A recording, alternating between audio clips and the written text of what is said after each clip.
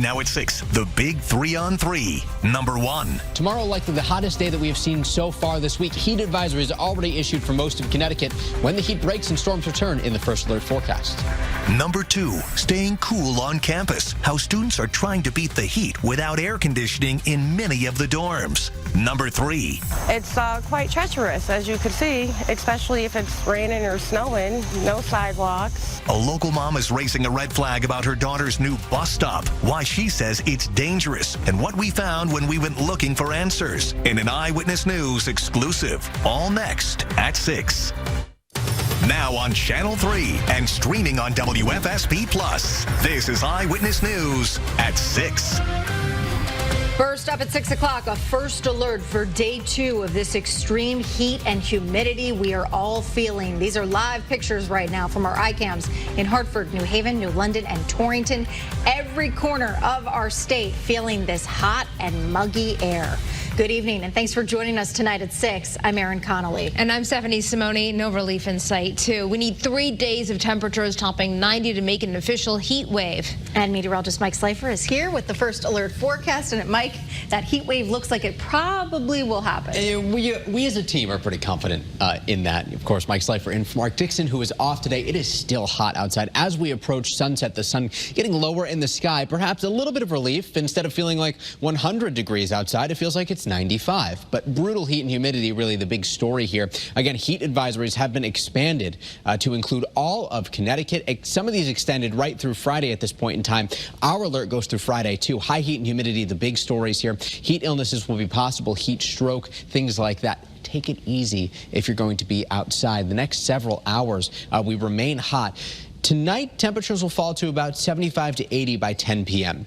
This is going to be a very steamy feel, though, very sticky out tonight. And the other thing we want to mention here is that as storms approach tomorrow, there could be just a couple of stronger ones in the mix, likely weakening as they move into the state. Much more on the timing of those. A look at the tropics and a look at when we get some relief coming up at the First Alert 7-day. All right, Mike, sounds good. Thank you.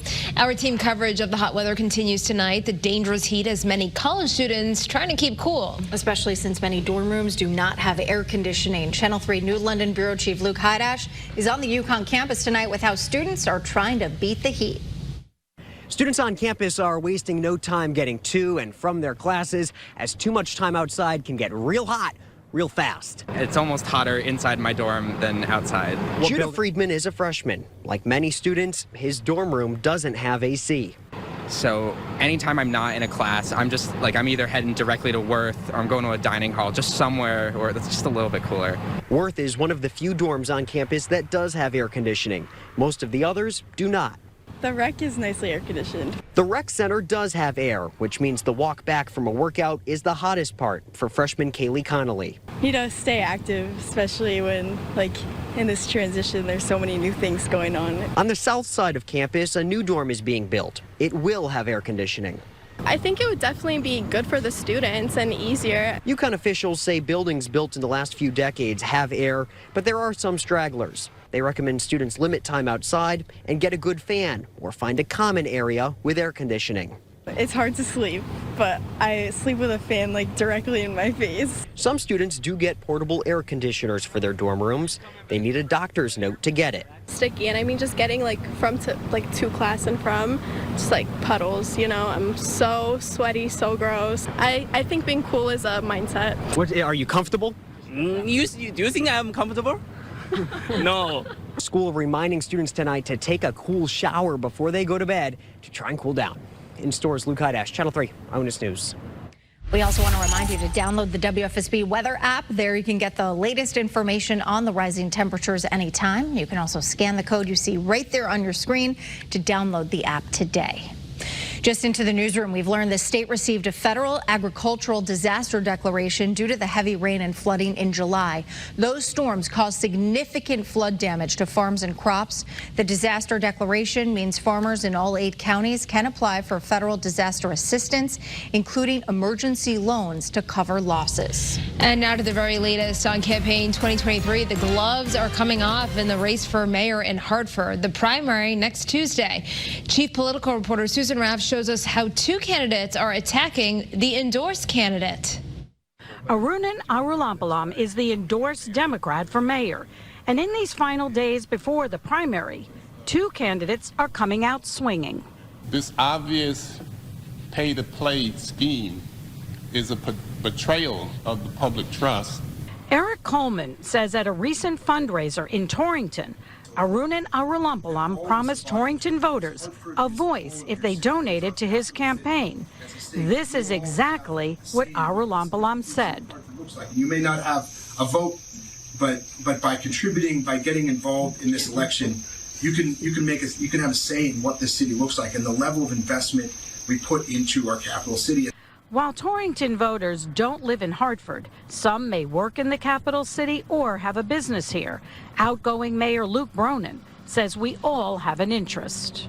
One of the jobs of the mayor of Hartford is to be an ambassador for the city, is to make people believe in this city. And it means making people in Hartford believe in Hartford and make people outside of Hartford believe in Hartford. Joining Coleman in the attack is Nick LeBron, a petitioning candidate. Begging Torrington Trump supporters for campaign contributions. However, the Torrington fundraiser was hosted by Democrats, and neither Coleman or LeBron have any proof there were any Republicans there. The campaign for Arulampalam says campaign silly season is now in full swing, and we see 2 Democrats knowingly spreading falsehoods as they attack their party's overwhelmingly endorsed candidate. Arunan has received more individual grassroots donors from the city of Hartford than any other candidate in this race. Being the capital city, what happens in Hartford is important.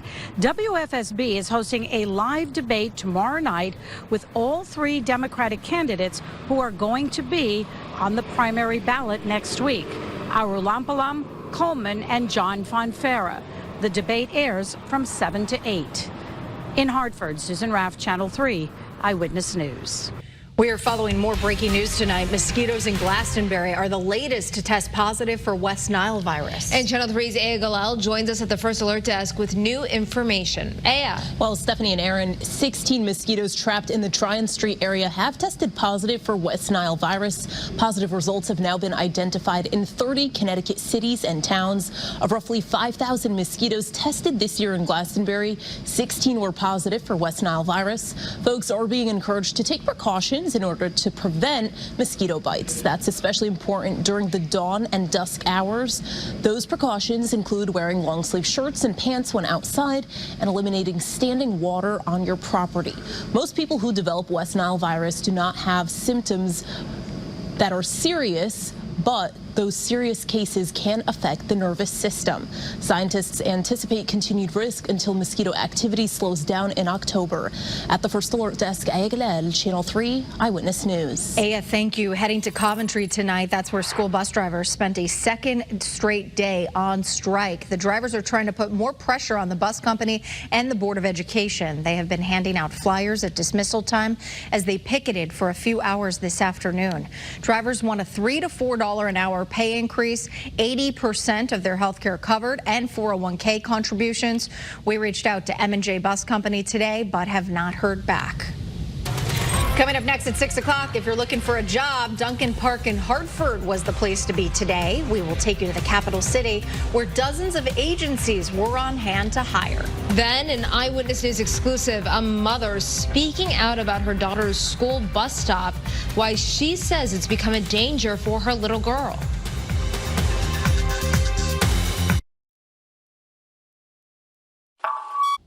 Well, welcome back. Job seekers had the opportunity to meet with potential employers during a Staff the Front Lines job fair at Dunkin Park in Hartford today. Public service job openings like clerical positions, custodians, social workers, dispatchers, and others were available. More than 30 state and municipal agencies were on hand for the event. State and city leaders talked about the importance of these jobs. Every single one of these jobs has pension, has health care, has wages that are higher than they were just a year ago because the partnership that we've had together with our unions to increase those wages to a level that our team deserves. So these are good jobs. Now, the Frontlines bus has been stopping in cities across the country over the summer and holding recruitment events. All new at 6, a big honor for UConn fans. The school took top honors, ranking #1 among sports schools. This is according to USA Today. The poll asked readers to vote on the absolute best college experiences for sports fans. UConn top of the list. Second was Florida State, followed by the University of Alabama. Anything could happen. A car can come by and pick her up, or she can get hit. Coming up next at 6, an Eyewitness News exclusive. A local mother voicing her concerns over her daughter's school bus stop. Why she says the pickup spot is too dangerous for a child. That story coming up. Oppressive humidity, near record warmth, and the return of thunderstorms to Connecticut. We'll be talking all about that, plus a look at the tropics coming up in the First Alert forecast. That's after the break.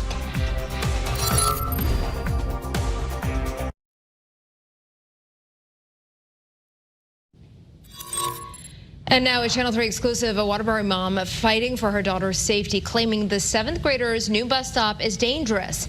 Her daughter walks on roads with no sidewalks to get the bus. And the worried mom says she got pushed back when she took the issue to the school's transportation department. Channel 3 Waterbury Bureau Chief Audrey Russo made the walk this morning and has the story.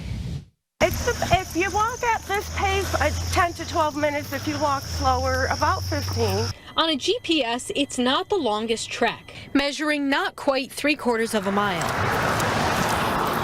But when there's no sidewalks, the microphone we pinned on Robin Onufriavis's 7th grade daughter picks up the sound of traffic flying beside her as she walks to her new bus stop. It's quite treacherous, as you can see, especially if it's raining or snowing, no sidewalks.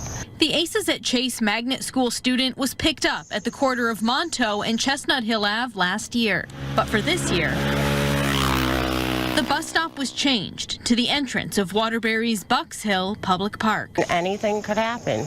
A car can come by and pick her up, or she can get hit.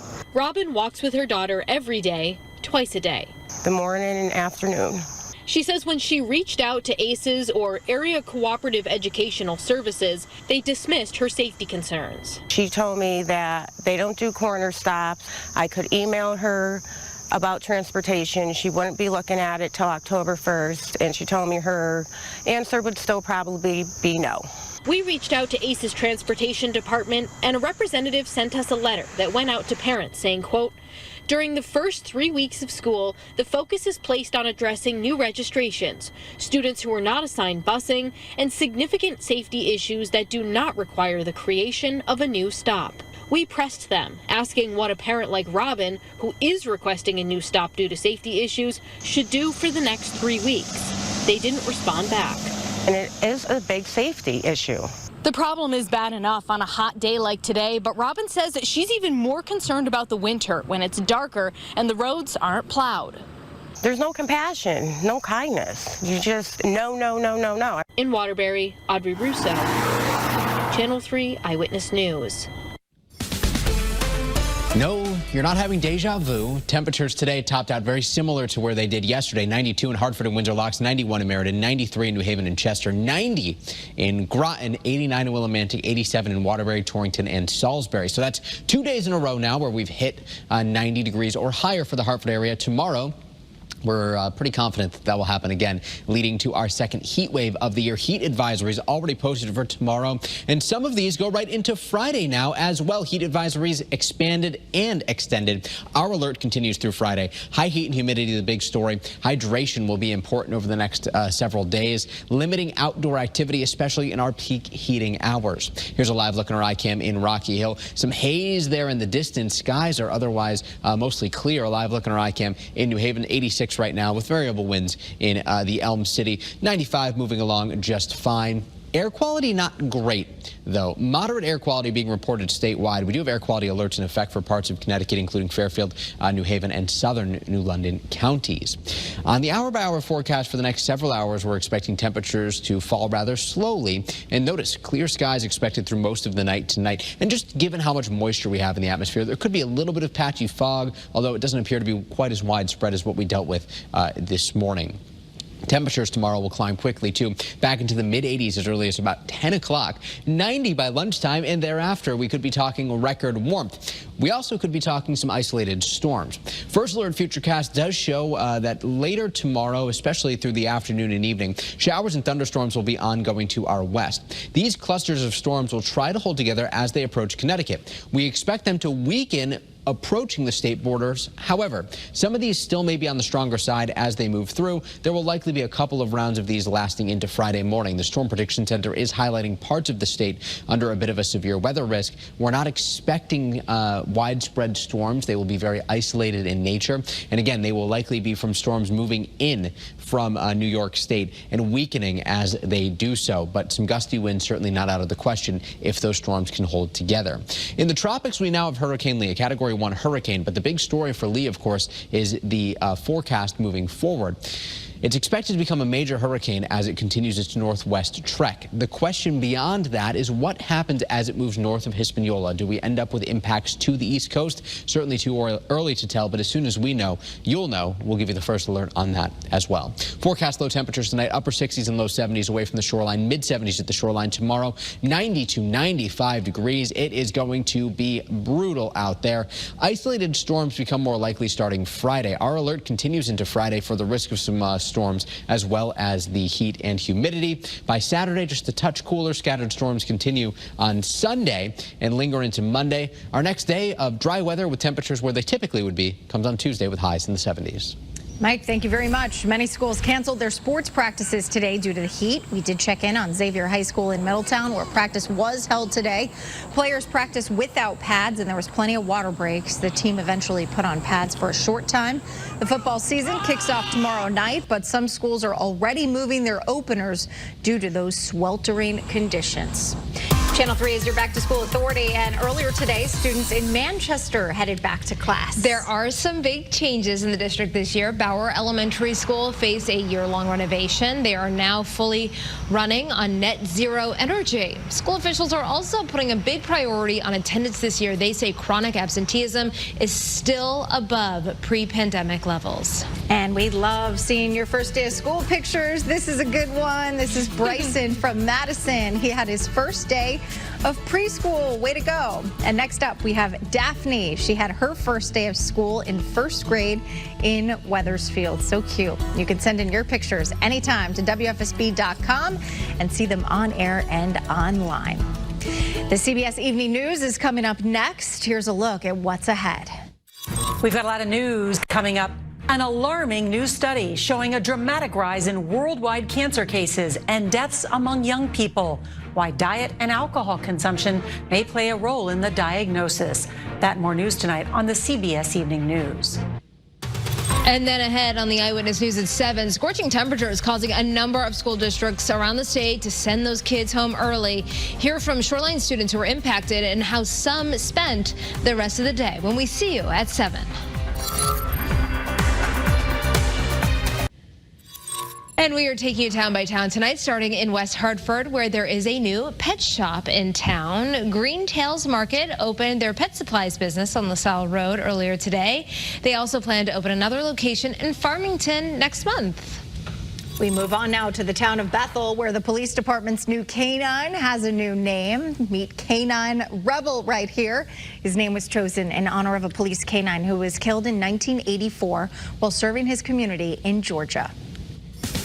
And certainly a lot to cover here in the First Alert forecast. We remain in alert mode through Friday now due to the increased heat and humidity. Tomorrow we'll also be looking at the potential for perhaps an isolated storm somewhere in western Connecticut. On the First Alert 7-day here, the risk for storms will increase as we get a little bit later into the weekend. So late isolated thunderstorm tomorrow, isolated afternoon storms on Friday, and perhaps an isolated storm on Saturday too. Becoming more scattered in nature Sunday into Monday, and some relief Tuesday next week. All right, Mike, thank you very much, and thank you for watching Eyewitness News at 6. We have more news coming your way at 7. Have a great night.